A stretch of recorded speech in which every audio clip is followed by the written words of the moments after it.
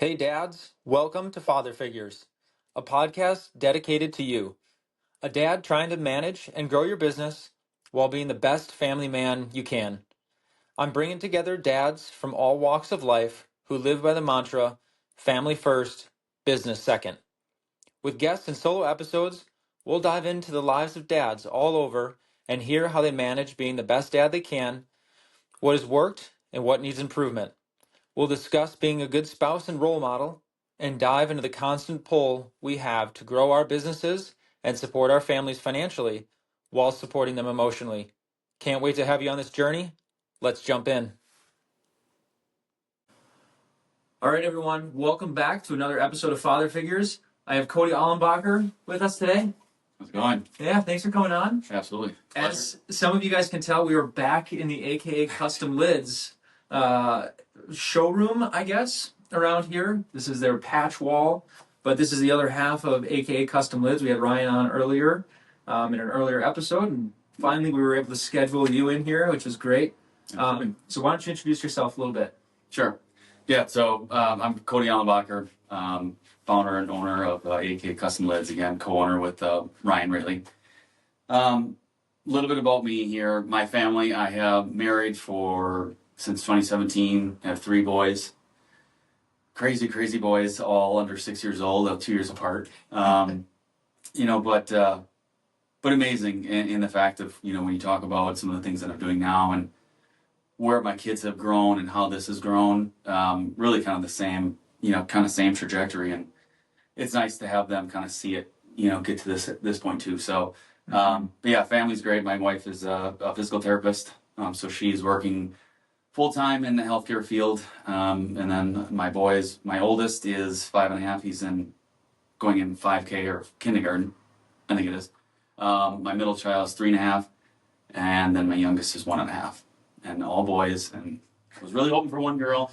I would maybe would have gone for 4, but I said 3 boys is plenty. 3 boys, all energy. Yes, constant. It's 110% at all times. Yeah. But I can't fault them. My wife and myself the same way. Yep. It's always on. It's always go. Which is why this has kind of led to some of the things that are here. Is that same mentality, that same personality that we have is the same thing that my kids have. So it's cool to see it. Absolutely, it's amazing. Seeing them grow up. But the amount of energy and time it's spent to wrangle those boys in, I tell you. But no, it's great. I love them. Yeah, that's amazing. And you guys have. How many houses are you guys on now? Because that's a big part of your family dynamic with transitions. Obviously, business stuff we'll get into, but personally wise, you guys have flipped houses before with kids, lived in driveway campers. The camping in the driveway, absolutely. While renovating that too. Yep. There you go. Yeah, it's funny, to kind of lead that off is just this last weekend, as we're closing on our 3rd home, going into our 4th home this week. Everyone's like, how many homes have you lived in your lifetime? And there's a backstory to this. So my dad's a mason. He's been a mason contractor, self-employed his entire life. I should say 18 on. He's 72 now, still working. And my mom was a realtor for the longest time and a lot of interior design that she loved to do. And it was the ongoing joke that my dad would build it, my mom would sell it. And so with my parents, I believe, from my calculation, I've lived in 9 different homes with my parents. All get them, build them up, and flip them, essentially. And then with my wife, we're going on now my 4th home, and we've been together, again, married since 2017. So you're on a faster trajectory than that.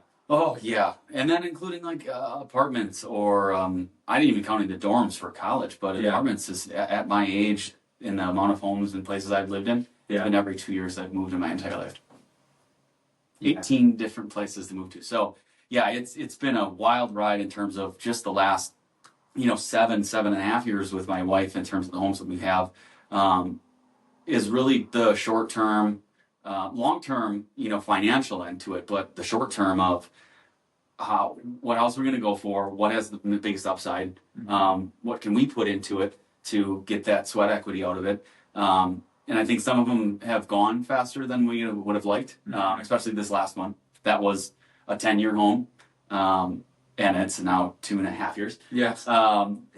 Just again with opportunities to get to the next, the next property, the next land. So it's been all great, but again, I'm not getting any younger. My kids are not slowing down anymore. Things are growing, and it's constant. Is that it's just a little bit harder every time when you try to do it. So I said, I'm done. This is my last home that I'm living in. Maybe there's a flip there somewhere with investment side, but moving, I've done enough moving, and it's this week, same thing. Yeah. Well, you guys have some land now. You have a lot more room for the boys to just go adventure as they get older. Mm-hmm.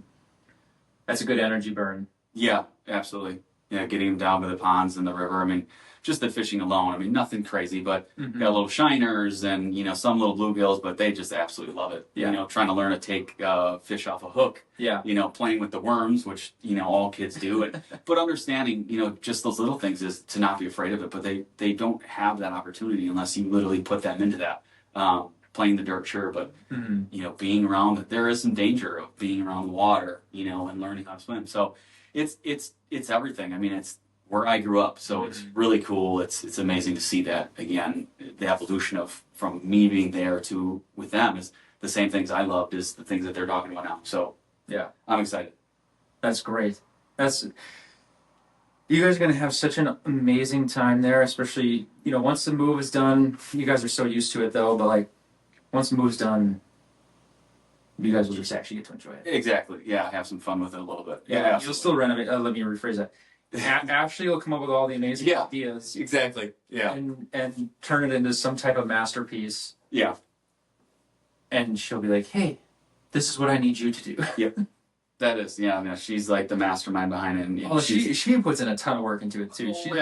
As much as what I would say. She's more valuable in this than you by far. Yes. Oh yeah. Yeah. I'm just the worker. She's the developer. She's the designer. I mean, she's everything. And then it's me and other contractors obviously that help with some of the stuff. But if it wasn't for that design eye, I don't think a quarter of the things we would have done. I would have done. I think I would have just.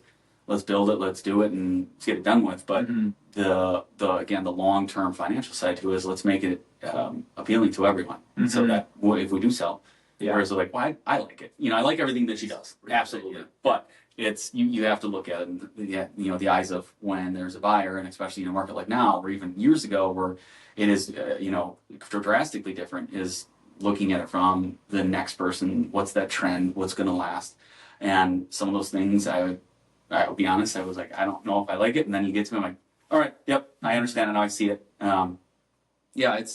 She's got a talent, I will say that. And I plenty of people will reach out to her all the time. It's like, hey, come over and help design this. And she always will say, it's way easier to do someone else's than it is to do your own. And I said, I completely understand. So, yeah, no, she's very talented. I'm blessed to have her with everything. The mother of my kids, my wife, that's everything that she does. I mean, I know everyone says your wife holds is the glue to the family, but it's not. It is that, because she can rein me in sometimes when the ideas keep coming, or when there's something else we want to do, and then the boys they run to her, just of that mom in her is just the motherly feeling is they have that, and they come to me for plenty of other things. It's fine, but she definitely holds a lot of the pieces together. Absolutely. I have no doubt in that. That is 100% true. And you guys did most renovations yourself, right? And it's like the kids are there, right? Yeah. They're there. They're in it. They're messing with it. Yep. They're destroying it. Yeah, absolutely. I mean, and you talk about one of the biggest things is paint. I mean, you start painting, and immediately they say, "What are you doing?" And then I'm like, "Bud, I'm painting right now. Don't come in here." And the first thing they want to do, just like every kid does, is they do exactly the opposite. They're like, touch. It's like, don't touch anything. What do you mean? And then it's all over them. It's extremely difficult from the first home that we had. Is this wet? Yes. Yeah, exactly. Yeah, I was like, well, I didn't know. I'm like, yes, you did. You definitely do because I told you 100 times. The selective hearing, which is essentially zero hearing for them. Yeah, it's is extremely difficult. I mean, you just look at what time do you set apart for, or I should say, on the managing of the kids during the time is you can't just have your wife do that all the time. It can't just be me all the time because there's certain things where if there's building something that needs my experience and understanding for, it's something I have to do. And she understands that. And it's like, just do what you need to do. I got them. So you can't just let them roam free, especially when there's tools and there's equipment, things that they could hurt themselves with. Obviously, we try to keep them out of harm's way as much as possible. But again, they're kids. They're prone to it. And then there's other pieces where she's like, all right, I need to go look at the colors. I need to do this. I need to go to a store. I need to research this. And that's like, absolutely, like, go what you do. You do what you need to do. So it is really, both of us, by all means, are always, what can we do to help you get done what you need to get done so it makes it easier? Because if you had to manage, and I say manage as like a business, if you have to if you're watching your kids while you're trying to do some of these things, it's practically impossible. Yeah. Again, just you said, I'm going to touch it. No, don't touch it. Why not? Because it's wet. Okay. And then they do it. It's like, so yeah, incredibly difficult. And that's why I'm done. For my homes. Yeah. If it's another business venture with my family and my wife, which always looking at things like that, then absolutely there's an opportunity where I'll do some of that. But it's at some point it's nice just to kind of relax and take in where it's the old saying was like you take a paperclip and you trade it in for a house. You keep trading up. It's the same thing as you started with something that wasn't that great, and then it would just add a little value, and then get something else, and then add a little value and get something else, and it's now to a point where buying my parents' home and land, like, that was kind of an ultimate goal, but I never thought it that way. Yeah, it was never on the list of like, oh, I really want to do that. But now seeing it's like, this is the greatest thing for my kids. Like, we got plenty of acreage, all the the rivers, the pond, like they can just enjoy it, and so that's the biggest thing. It's like now I feel like. Not that I haven't accomplished it, but it's like, it's just one of those, all right, did it, good. Now that, it's one thing checked off that I'm happy with, and now we can finally just enjoy it. It's interesting because, like, most of the time it's like, when you're here, it's like, hey, I gotta be here, I gotta work. But then when you're at home and you gotta work on stuff too, like, what was your guilt like? I'm sure you had guilt where the boys come to you and you're like, hey, Daddy, I wanna do this, and it's like, I have to get this stuff done. Yeah. Oh, it's like that. I feel that guilt at home too, where it's like I'm trying to get something done, and it's a Tuesday night, and I have an hour and a half to get it done. And he walks out with a baseball glove, and he's like, "Can we play catch?" And it's like, yes, we can. Absolutely. And then I'm up until 10:30 doing something. Yeah, that's always there. I mean, it's we come into this life as kids, we get to be adults, and then you have the kids. And the biggest thing, I mean, for getting married and then having kids was is like, I want to be the father figure to them as, my dad was, or even parents in general. Yeah. And I don't remember ever a time where my parents were just like, no, I'm not going to do that. Because you always try to, I think you remember the good times. Obviously there are, times where that might have happened, but I don't remember them. Is you never want them to think that they aren't playing with me. Yeah. And I think when it gets to these times where it's moving and you're working on projects, it's like they're almost neglected, not on purpose, just almost by accident, because you're working on these things, and then they start to act out, and then you realize, like, all right, let's take a break, let's go on the four-wheeler, let's let's color something, do something, let's jump around, let's play hide and seek, something that just gets them to know, like, yeah, I have your attention, because that's why they do what they do. Is everything that my wife has always told me, because she researches things so well. Which is great, and you start to see it after it happens so many times. Like, they just, when they don't have your attention, they're going to act out, and then you start giving them attention. It's like they're different. Yeah. So the guilt all the time is, no, I just let me finish this, and then I can do it. And so I try to tell them, just give me a little more time, and then when I'm done with that, I absolutely can. Does that turn into longer than I want sometimes? So absolutely, because no project ever goes directly as fast as you want or on time. but there's always that guilt there. But you just try to, offset as much as you can to say, like, just give me a couple more minutes. You just finish the show you got on right now, and then once it's done, I can come play with you. And yeah, it's always that. But it's almost impossible to not have that, because again, you want to give the things to your kids. You want to be able for them to experience certain things, and when that is, you have to take the time away from them to be able to give them that time, later on. And so, yeah, I think about that every day. Well, that's it goes back to what you said about choosing the right partner to do life with, where it's like you and Ashley have that, whether you guys talked about this beforehand or it was just like by accident, I don't believe in accidents, but it was just like it worked out where you two had the very similar mindset of like, I'm gonna do, step up to my part right now. If you got stuff you need to do, and then when I got stuff to do, you gotta step up. Yeah, do that. And I'm only talking about your houses. I'm talking about this place. Yeah. The amount of time I seem to remember pictures of when the kids are born and you've got a hat press in the the baby room. Yeah. Like getting orders out. Yeah. At that point, it's like, we're useless there. It's like, what do you need, honey? Like, yeah, right, exactly. How that all kind of came about. I mean, so when this had started, in my basement, and even a little bit prior to that, before Ryan had come on, was doing a little bit here and there because it was. How did it start? Go back to the very beginning of sure. What. Sure. So this table.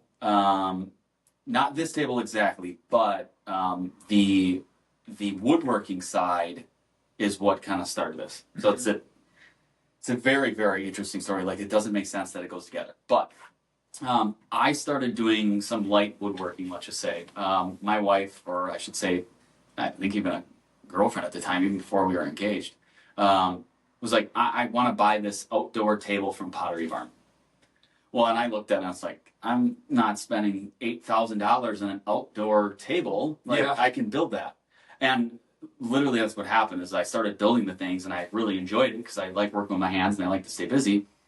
And so when I was doing that, I was getting a lot of interest from family and friends and people like, oh, you make, custom rustic woodwork, tables and benches and whatever else. I'd be interested in that. And I was like, well, okay, there's some interest here. I need to come up with a name. Yeah. And so I came up with a name, and the most random thing happened is that when I was online, I started seeing ads for hats, and it was a leather patch hat. I'm like, that would be cool. I think with the woodworking, that rustic, age-old kind of stuff, like it seemed like it was a perfect fit for that particular, venture at the time. And so I ordered one hat. It was an Oak and Iron Revival, which is the woodworking company I had, or hobby, I should say. And then it's like, where'd you get the hat? I'm like, well, I bought it. Do you have any more? I don't have any more. I just bought one hat. Yeah. And so I was like, okay, there's a lot of interest here. Maybe I should start looking at hats. And so, kind of fast forwarding, I bought a bunch of patches. I bought a bunch of hats. I had them stitched on. I glued on. I understood what didn't work and what did. Some fell off, some didn't. But I sold a lot of them. Is not making much profit on, but just so people could wear on the marketing side of it. And so at that point, after I sold probably 50 or 60 hats, I was like, this is kind of fun. Yeah. Like, I like making hats. Like, it's different, not something I thought I'd be doing. And so that's when it kind of came into the idea. I had a buddy of mine from college. He had said, I have some extra money laying around. I know that you have Prime Talent Solutions, which is the recruiting firm that I have. Like, I'm interested in starting something with you. Because, we had entrepreneurship classes in college together, business classes. We worked together, internship. So he's like, I want to start something. I said, I want to make hats. And he kind of, what do you mean? And I'm like, I want to make hats. And so we came up with the name. The name AK is actually from my initials and his initials. So he used AK and my KA. So we kind of blended those together and came up with like AK Custom Designs, I think at the time it was. And had two designs like that we were just selling, kind of like I was doing the other hats. He moved to San Diego, was starting another kind of career path for him. And I said, I kind of want to take this on. And, months later, talking with Ryan, he's like, I'd be interested in joining on with you. And I was like, yeah, at this point, it was something. but I didn't know what exactly, like where it would branch to, and so it is to where it is today is, custom patch hats, and not just on the leather side, but PVC, embroider patch, embroidery, and then screen printing and tumbler. So yeah, like I just always say is like this, I have the original hat. Yeah. It's actually in my office. It's like the first hat I have up there, and I have all the renditions of different ones that we've created. And it's just cool to look at and say like, this was the hat that started this. So yeah, again, long story, but it's so interesting how that came up, and I wouldn't take it back for a second, but it's so fun how just a simple little silly idea that you think was silly. Mm-hmm. Now, how many employees do you guys have here? So we have 6 full-time employees now, and actually just are talking to someone else to come on, some part-time help, and possibly another during the summertime. Some odd jobs that can help production side kind of ease their pain of always having to go here to here to here. Mm-hmm. Just really stick with kind of that core skill set that they have, and then someone can kind of help with that. I need some help here, I need some help here. So really diverse role for these people that are doing some part-time, but I think as youngsters that are looking to get into the workforce is as much experience as you can. Might not be the greatest job, it might not be the most fun, but I mean, I don't know, working at a hat shop I think is pretty cool. Again, I'm very biased, but I think it's pretty cool, and I think it's a great opportunity for someone just to see how something how it operates, because you see everything. I mean, everything from the production to the ordering, the inventory, everything. So to where it is now. I mean, again, I can't say that I didn't see it coming. I have always planned for that.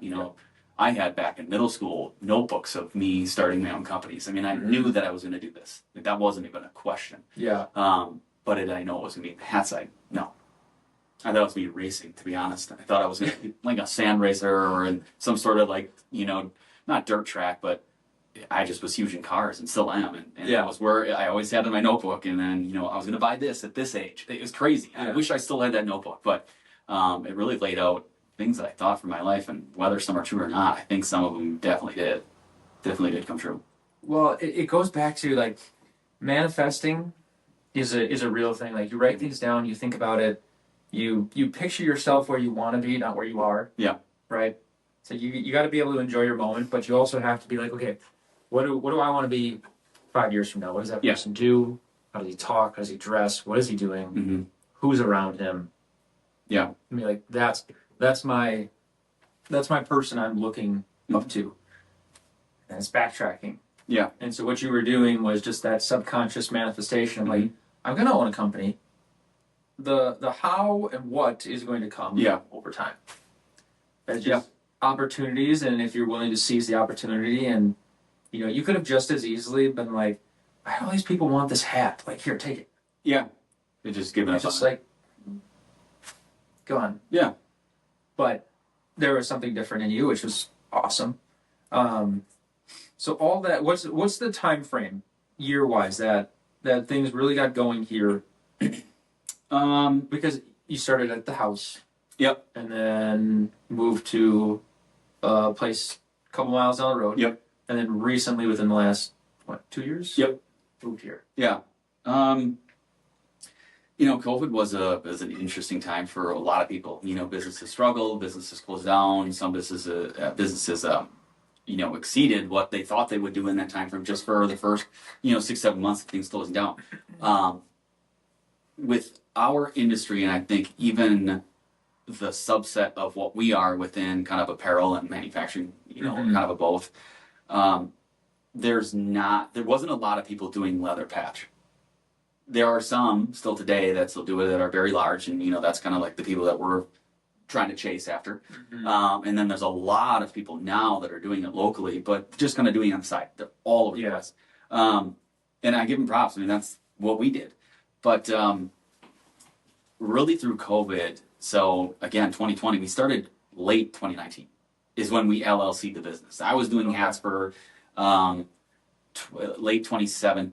Yeah, it was 2017-ish range, where I was doing my own. But COVID is where it really kind of, just it was booming. Customers were like, oh, this is great. A lot of local customers, which is nice too. Again, this industry and this particular subset of leather patch it's not around. Close nearby. So people haven't had that before. So I think it was just something. It wasn't just like what everyone has done before. Yeah. And so, like they always say, is you have to have something that people, that they want or they need. And we gave them kind of a little bit of both. We gave them a product that was merchandise, swag, or something that they could give out. People are going to wear because the products and the material that we're using. Or, the other side of it is they need to brand their business. And so 2020 was where we're kind of, all right, this is something now. Yeah. And then same with 2021. I mean, year after year, it was, I think from the first, again, 30 days, it was like a loss, just because of the money that we're putting into it. But the first year, I mean, if you could just say starting from ground zero was a huge year. And then tripled that next year. Yeah. And then almost doubled the year after that. So, not that we're on a doubling and a tripling here. It gets a little tougher once you start to get, when you scale that way. But, it was incredible. And again, I'll continue to say it is you never fully know, but you want it to be. It's like, I wanted it to be something where this was kind of the livelihood. This was what I was going to do forever, essentially. So I didn't really I'll just kind of do it as I need to. It was, I'm going to make sure that I do this correctly. I'm going to put everything into this. And same with Ryan. Absolutely. It was, kind of early on. And that's when it's like, all right, within 3 years of how many businesses, fail I'm not doing that. This is not part of my plan. Yeah. And then I had too was the Prime Talent Solutions, which is one of the first ones when I talked to you that I was still doing too. So I was doing both of those, and I was fully self-sufficient within those two businesses on my own, and my wife was still working. That again, I had the freedom to do that. You have to get the buy-in from them, but it was kind of it just happened, and then all of a sudden we just kept just hitting it extremely hard as we're doing the sales, where we're getting out there in front of people. So. I would say 2020. I mean, that was the crazy time to think of, but it grew quickly. Yeah. Year.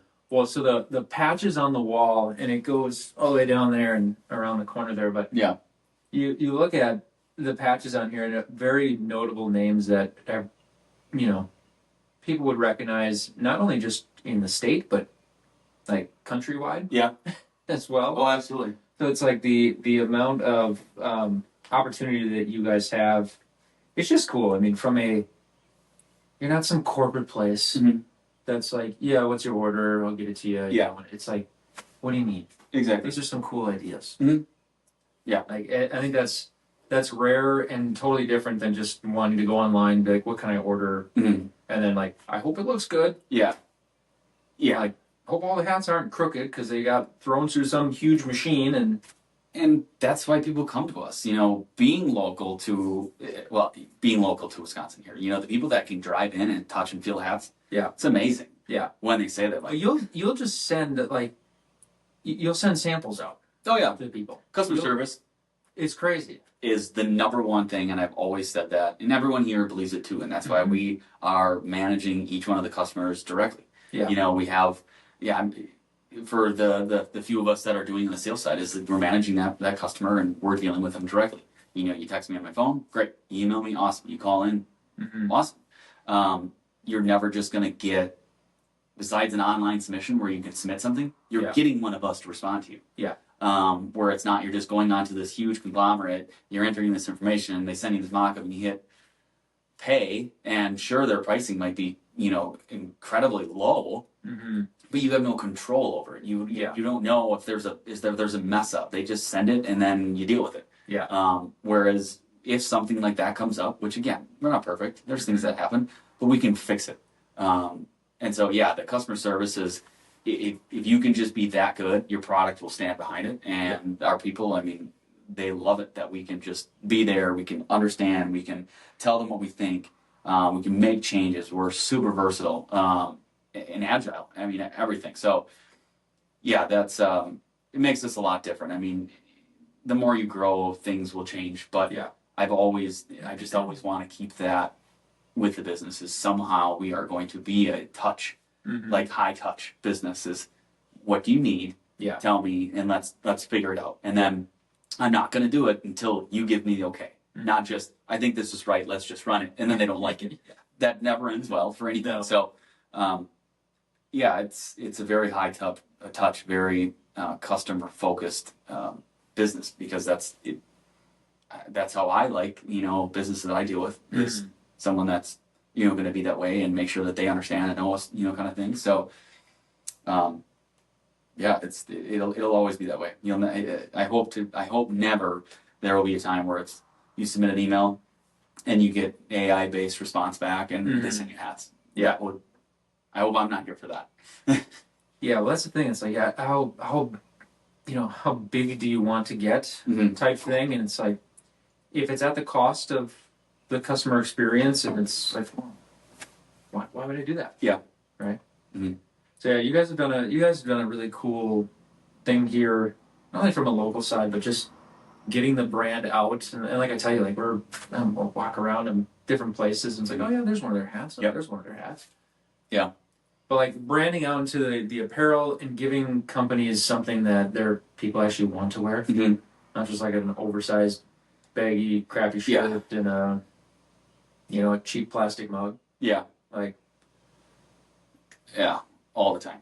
Yeah. All the time. That's again, we're not going to be the cheapest, we're not going to be the most expensive, but I guarantee the brands of hats that we're selling, whether it's our hats that we manufacture or the Richardson hats, which has been it's been huge for us. So people like the brand, and let's use that. Let's not shove it down someone's throat to say, this is the one you need to buy. Yeah. There are brands in apparel because there's a million apparel companies, but there are brands that we like and we think that our customers like and we can suggest to them. But when it comes to, the Richardsons and 112s, to be specific, a lot of customers will just tell us, I like the 112. It makes it real easy. Yeah. Perfect. We have 13,000 of those in stock, pick whatever color you want. Yeah. But yeah, it's just to have that is super important. So again, I hope that never changes. I think it's always something we're going to have, but yeah, I'll never just tell someone just to do something. It's like, I'm going to give you suggestions. You tell me how you feel about it, and if you don't like it, that's fine. But I don't ever want our customers coming back and like, oh, I don't like this. Yeah. I will hold off on it and say like, are you sure? Yeah. And then, there's a couple times where they've done something and they weren't thrilled about it. And I was like, that's fine. We can make a change. And they're like, I should have just listened. I'm not saying you were wrong, but it's like, again, I this is what we do. And I want to make you look good. Yeah. And make your employees and make your customers. So sometimes it comes to that, but usually they're pretty good about the things that they order. But again, the team that we have that can put things together, can design it, can produce it, just like it is that we present to them, makes it a lot easier than just, chicken scratch of, here's what it's going to turn out to be. And then they're like, that's not what I thought. So, yeah. Well, yeah, keep that up. And so kind of full-time jumped in LLC in 2019. Your oldest is 5.5. Yep. So he was born. Yeah. So right then. Exactly. My math is pretty good. You're right around that time frame. Yep. Exactly. No, that's it. It was so my oldest and my middle child were both premature, not by a lot, but a few weeks. And so when we were in, when we were in the NICU, just to be monitored for him, my first son was in there for 28 days. And then my second was in for, I think, 18 days, which felt like an absolute eternity to be there and live in a room that was about this size. Yeah. Ryan was back at the shop and kind of holding on the fort. Some of it was actually just at the house. And then my second was actually at the shop. That I was taking a hat press with me to the hospital. So I would leave, grab 4 or 5 boxes of hats. Because at the time we were gluing patches. We were hand gluing every patch. Yep. And even, I think my first Jace, I was doing it when before Ryan came on. And so I was taking the patches and I was gluing them in my hand. And then I was pushing them down with my hand. And then I'd have some with a press. So I was doing it so manual at the time. And then the second time in, I was like, all right, we found some processes that have worked. I'll just bring the press. I'll bring the glue. We'll have, everything set up. So yeah, I have pictures of it. I mean, the the nurses would come in and they were like, "Oh, making hats again." I'm like, "Can't get away from it. Like, I got to keep doing it." So yeah, I was doing it. I have a picture, like it's like a black and white, and I think I have a colored one of on my phone that is of that. It's it's got like 4 or 5 boxes, and me sitting like right next to. I don't know if you can see my wife, but like right next to the bed, while our oldest at the time, or middle one, again I can't remember which photo, is in the NICU, and it's he's being watched, and we go in every couple hours to feed him, and so yeah, it was a super stressful time, but I did what I had to do to continue to grow this, because again, I'm looking at this as long term, as whether my kids want to be a part of it or not, I don't know. If they do, great. If they don't, great. But I wasn't just going to stop, because I think even my wife would have said to me, it's like, you're doing what you enjoy. You're setting yourself up for hopefully, potential, your long-term, again, financial growth, and you just had to do it. So, but again, you're sitting in that hospital. How much TV can you possibly watch? Yeah. And I can't be gone all day, because again, my wife's there, she can't leave. And so you make do, and it's interesting thinking back to that. You kind of got to turn it into home for 3, 4, 5 weeks. Oh yeah. And again, very small rooms, like a dorm size, and I lived in dorms before, but not with not with all the machines and the beeping, and then 3 a.m. the NICU calls, and if you want to feed him, come down and feed him, and you're like half zombie asleep. Like, we'll come down, and then you feed him, and then you again go back because they sleep. So it was a tough time for us in there, just because of the kid. But I have to keep myself busy, because I would have lost my mind. Again, I'm not a person that just sits around. I think maybe a little bit more as I'm getting older is just starting to slow down a little bit. But it's still, I'd rather be out moving around or doing something than just sitting doing nothing. I feel useless at that point. How was that, if you don't mind, like just kind of chatting about with the I guess I'll just talk about Jay straight away, with him being premature and you guys having to stay in there for did you say 28 days with him? Like, what was just always running through your head in that? Like, initially, like, oh, we're having the baby, we're having early, and then just trying to manage everything on top of it. Yeah, it's as a first-time dad, it's like I have no idea what I'm doing with anything. Oh yeah, absolutely. I mean, do we still? No, but especially green right there. Yeah, exactly. It was so it was deer hunting, opening weekend of gun season, and I was going up because I'm like, well, his due date wasn't until end of December. End of December, early January. I can't remember exactly. And I was like, well, I'll be fine. I can go up north, I'll hunt, and then I'll come back home. And so it was literally on that Sunday we came back home, and she was, not to get too graphic or in detail about it, she's like, I think something's a little different. Yeah. I was like, okay. So we quick called the hospital, and it's like, you need to come in and just get checked up on Sunday. I'm like, my like jacket and sweatpants, like just, sitting outside all day long, and they were like, you're having a baby today. And like it went one ear and out the other. It's kind of like, I'm sorry, what did you say? She's like, you're having a baby today. We're gonna get you into the hospital across the street in the Falls. I'm like, whoa. This is not part of the plan. We are not ready. My wife has like the bag packed, but it's not packed yet because we're about 6 weeks early. And so you just, you don't know what to think. You don't have time to just be like, oh, I'm going to look online to see what happens at the, like, you don't know that. You just kind of fear because like my son or daughter, whatever, but my son is in there and I hope everything is okay. And you can only do so much. I just have to listen. I have to watch. I have to hear. I have to help. I have to be there.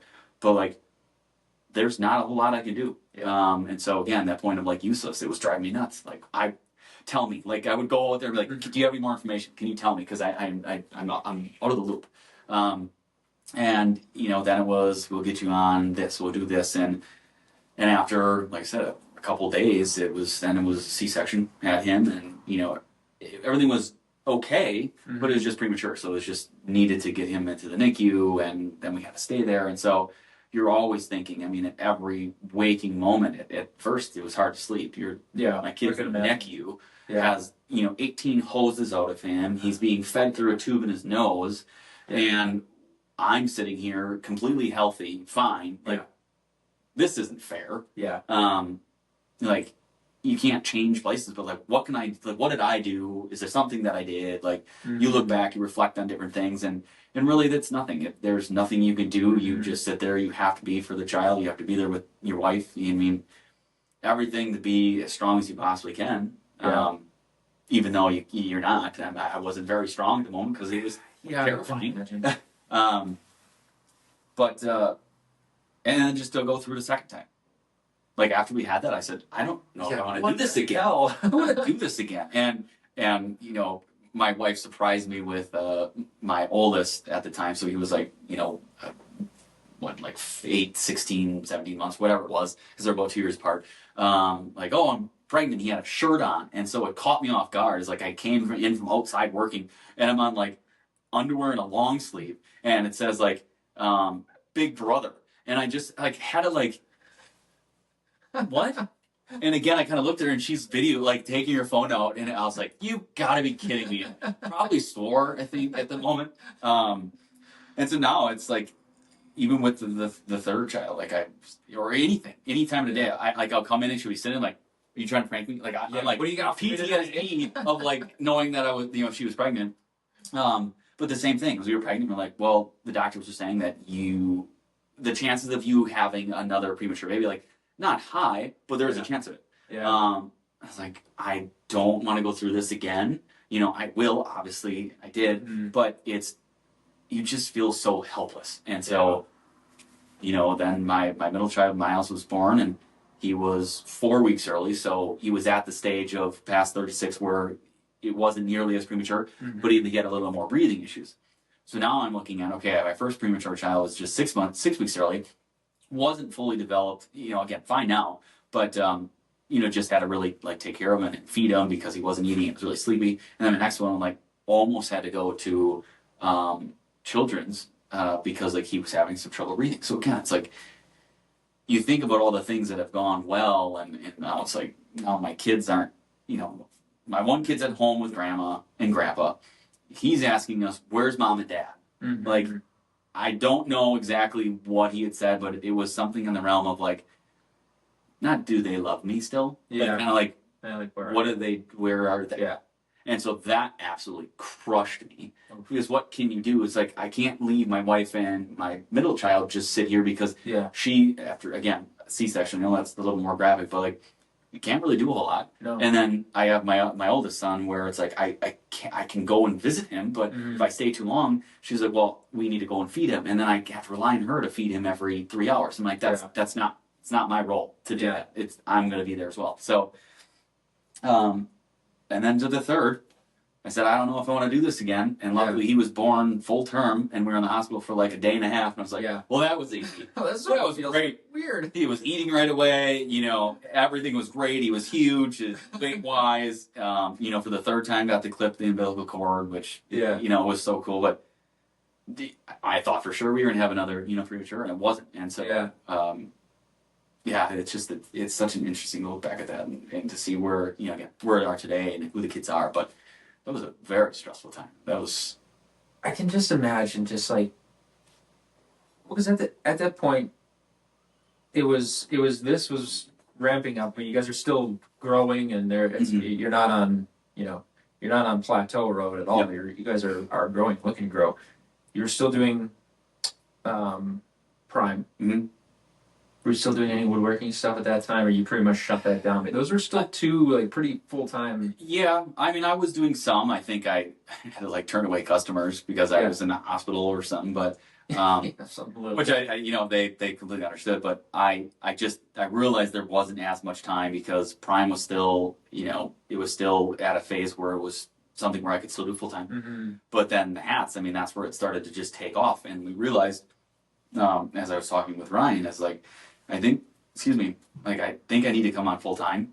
He was still working full time for another business. Mm-hmm. So not nearly as easy, whereas I know it's a little bit, selfish of me to kind of come on full time without you, but it almost needed to happen because we were starting to get orders and we needed more orders and we needed the sales that we almost needed that. Otherwise, we were going to like hire on another full-time person. I don't think we were ready for that. So, yeah, all of that just kind of happened. And so the woodworking was starting to tail off. Prime was staying steady. And then it was just, the growth steadily of AKA. And then it was just kind of like, okay, well, there's no more woodworking. Yeah. Which I'd love to get back to. But it's a very timely adventure. Future Kody. Exactly. And then, the Prime started tailing off, even though like that was my first, that was the baby. That's what started this all to me to be able to work, on my own. But realizing that through COVID, that took a hit. So AK did well, and Prime, with the manufacturing or some of the other, customers I had, they saw a hit in it, so it was affecting me. Yeah. And so that's when it's like, it just makes sense. Like, come on, full time at AK, I'll still do some stuff for Prime. I still do it today, kind of as, I don't want to call it a hobby because it's full LLC S Corp, but like, it's just not as invest as much time in that. And so I have to look at that. Where does this all, play out from here? So what was your secret to, I'll say, time management during that time?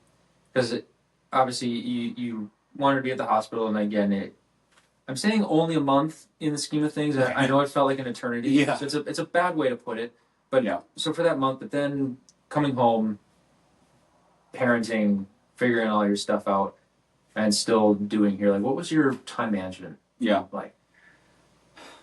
I think to start when it was like in the hospital, it kind of felt like I didn't have time for anything because all I wanted to focus on was my kid. But I think my wife could tell that like you need to do something. Like you just need to do something. So you're getting crabby. Like just go, do what you need to do, come back, and still to this day she does it. Like just go and run get groceries. Like I know you're getting antsy just sitting there. That was kind of the start of it. So it was then realizing like, okay, when I have the free time, I have to schedule myself to be doing something. Otherwise, you just sit there and you worry. Yeah. And that's when I'm big on like my calendar. So I have to, if it's not on my calendar, it's not happening. Yeah. That's just how, because I will forget about it. Not that I'm a forgetful person, but there's just so much that's happening at a time. I mean, I can hear my phone going off right now with things that I probably should be doing or need to get done. And it's always a reminder. Yeah. And it's like an hour before so that I can prepare for it. Jotting things down, that was always, really important. But the calendar absolutely is. If I didn't have a calendar, I think I would just start to lose track of time because there's so many things that I could be doing as well, is that I just need to focus on like, all right, this is what I need to get done. I don't like having unread emails in my phone. Yeah. Like I think I have 10 and I get a lot of emails a day. Yeah. So I always go through, but I'll mark it back as unread. So I know for a fact I need to get back to it. So it's just the tedious, like, make sure I do it here so then I know to do it later. There's no specific process. There's no learning course that I did. It was just, if it's there, I know I need to get to it. And if I can't get to it, I'm going to put it on to the next day. And there's going to be a time frame that I want to get that done. And so that's, again, I think it was helpful through that transition of with my kid to working. Is like, you look antsy, you look like you need to do something, just start doing stuff. So then I started putting more things in my phone. It's like, all right, 8 o'clock when we're done with our feeding, I'm going to try to, send out another 50 emails to some potential candidates. Yeah. And then at 6 in the morning before we go and feed, I'm going to try to get like another 25 hats done. So it's just like keeping myself accountable for just getting it done. Doesn't need to be everything because I don't want to do something incorrectly. But just do this and that'll be a good starting point. And then it's still into this day is calendars filled with things. They got timelines on it, realistic timelines. Yeah.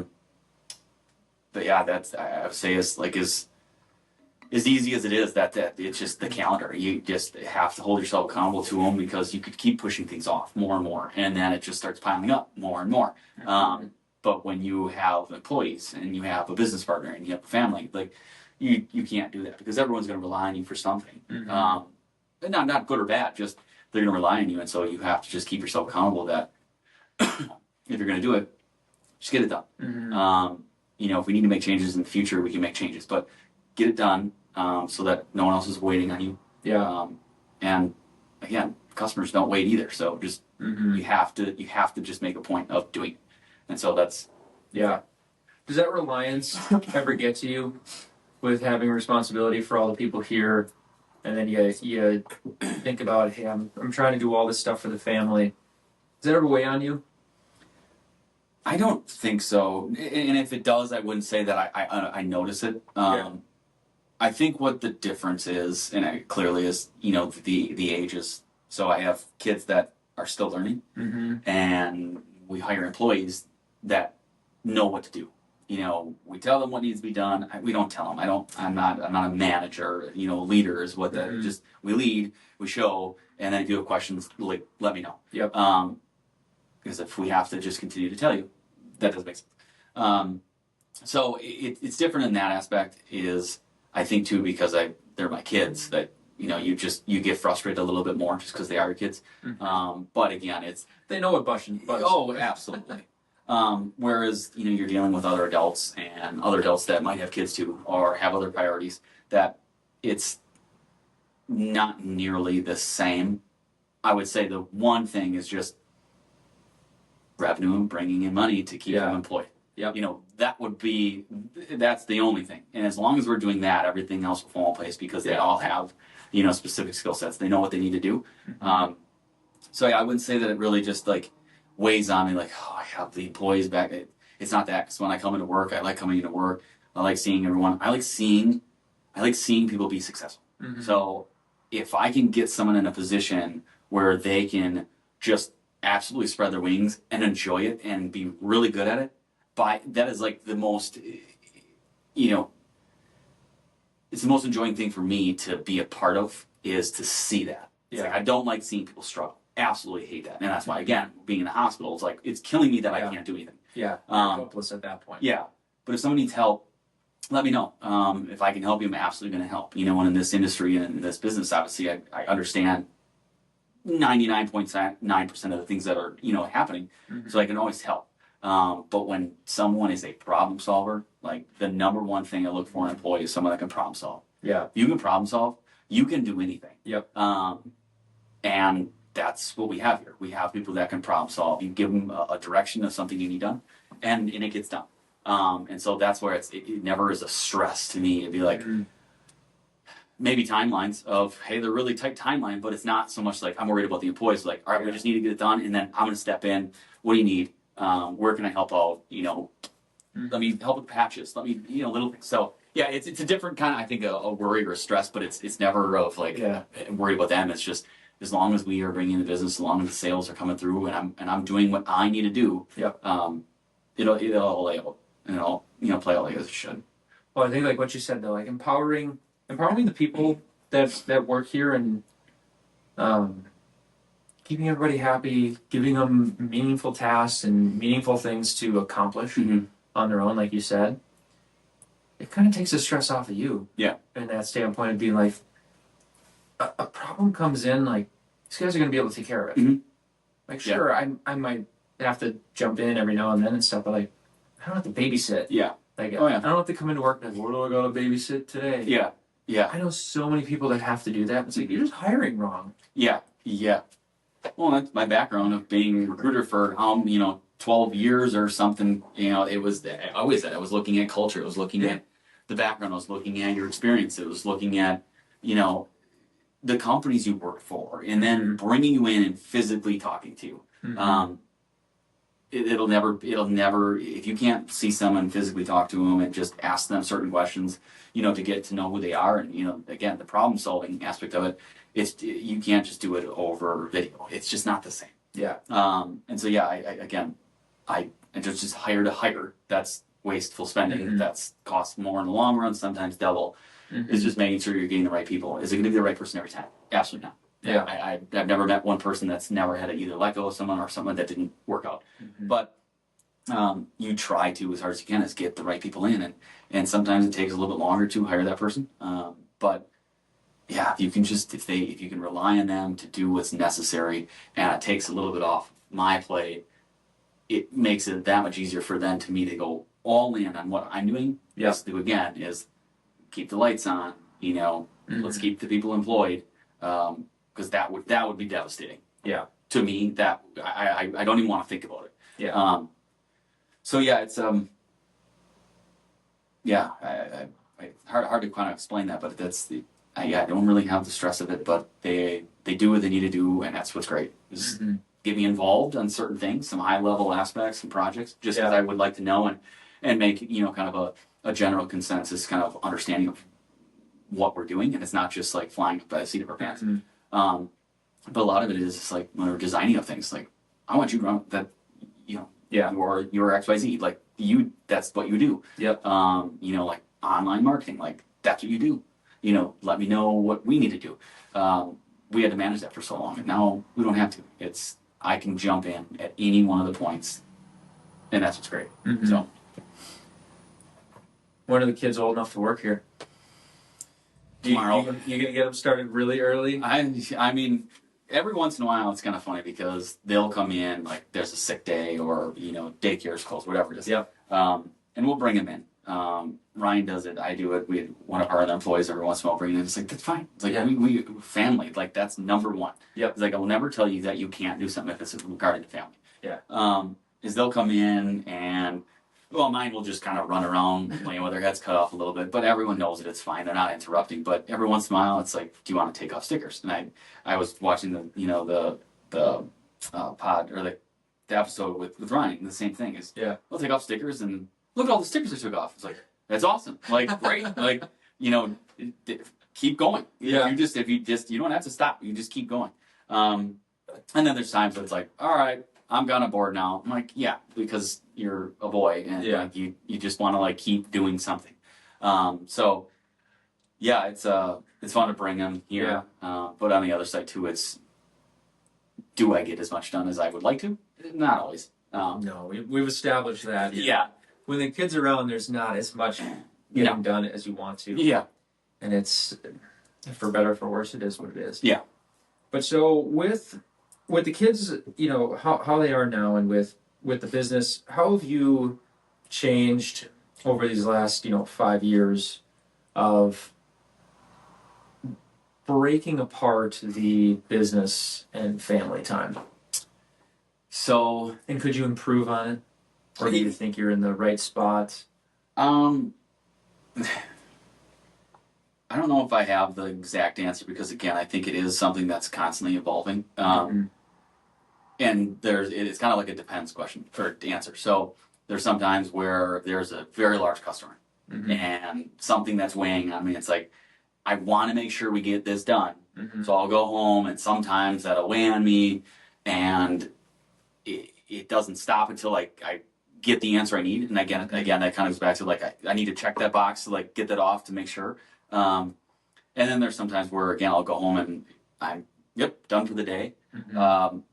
I know that my kids can see it in me when there's something that's like brought home. Again, not bad. It's just they can see like, you got to go to your computer to get something done. Like, I'm sorry, I have to. Just give me a minute and I'll be done. But I think as we grow and we have more people in the different areas and skill sets, I think it'll be easier and easier because less will be on my plate. I don't ever want to be hands off. Like that'll never be. I'll still press hats. I'll still wash.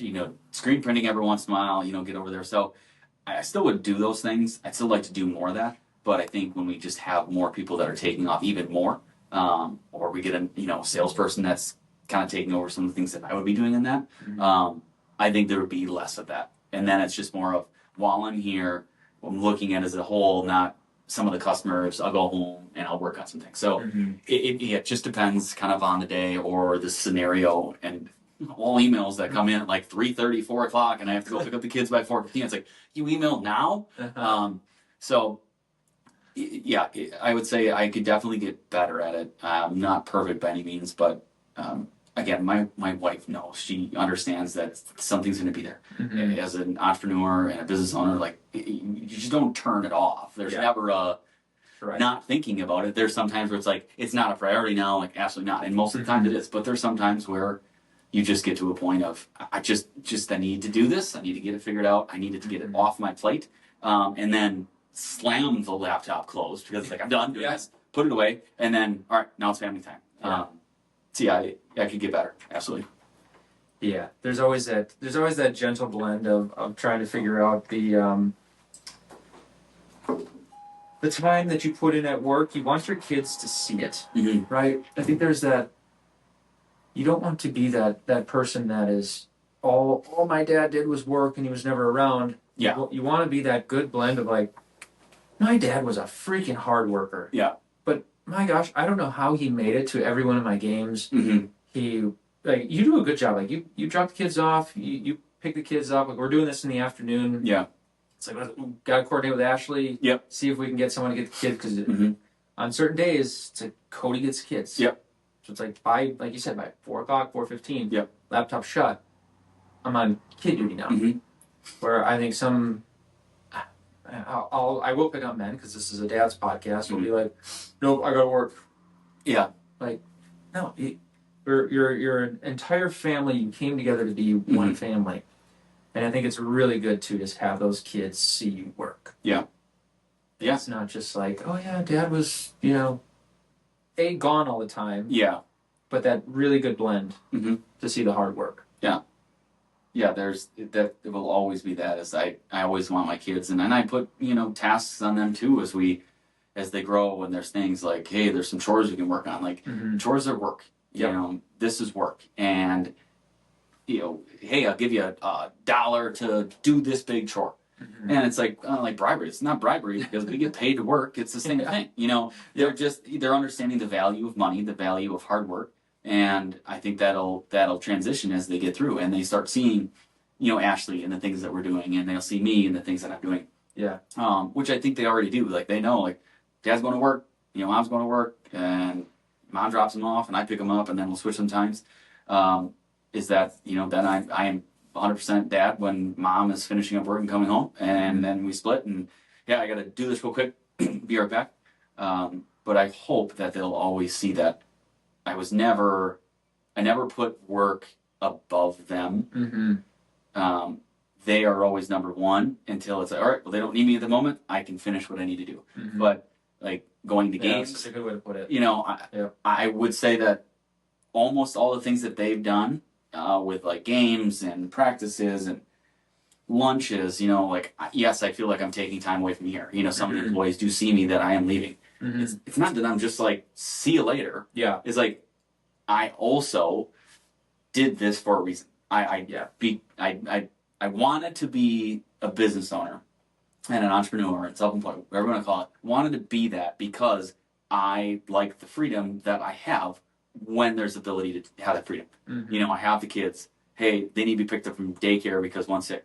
Hey, gotta pick them up. Gotta bring them here. I gotta go home.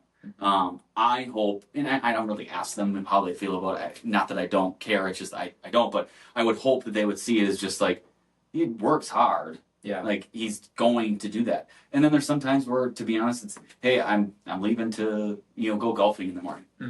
Like, it's never just be like, I don't want to be here. Like, there's some of those things where it's relationship building, it's a network thing. But, I kind of hope that, I would hope that my kids would never see it as me. Yeah. He doesn't work hard. Like, right now they may not understand it, but I'm sure in a few years they'll definitely understand. Hey, look at this. Look at what he's like. How did you do that? Yeah. Or why? Like, busted my ass. That's how. Exactly. So like, I hope for that. But yeah, there's always just got to be the give and take and making sure that they're always going to be number one. Absolutely. But when you have the freedom sometimes to take care of other things, it gives you the time then to be like, all right, you're number one when this comes up, but like right now, you're good, you're taken care of. Like, I need to handle this. Yep. It'll always be that way. Yeah. Well, that's awesome. Before we wrap up, I always want to finish with one question. I think is a pretty important one. I've gotten some really cool answers from it. But what does being a father figure mean to you? If you were to summarize it in a couple of sentences, what does being a father figure mean to you? Someone that, I'm trying to think of, I know what I want to say, I'm just trying to think of how I want to say this. Someone for your kids to look up to. I had that with, both parents. The drive for my dad for a business owner, the drive for my mom has always wanted to change it up and flip the homes. Brothers and sister too. But I want to, and it goes back to before, is I want them to look at me as someone to kind of look up to, is to say, I want to do what Dad did. I want to be successful like Dad. I want to have the things that he has. Yeah. I think that's the one thing, is I do this for them. My wife's my wife, absolutely, but my kids, they are 100% me. I want to make sure that they're not given things, they're going to work hard for it, but they understand that hard work it'll pay off. So much longer than a quick summary of it, but it's just, a father figure to me is just someone that your kids can look up to, and whatever that is, work, play, sports. Just being the person they can look up to, I think is important. I think I have that with them, but again, give them a couple years when they understand that. Yeah, I'll ask them. I think it's important that us as dads even think about that, right? It's like all of our actions, all of our things, and be like, is this moving me towards the hero status for my kids? Or is this something that, am I doing this for them, or am I doing this for me?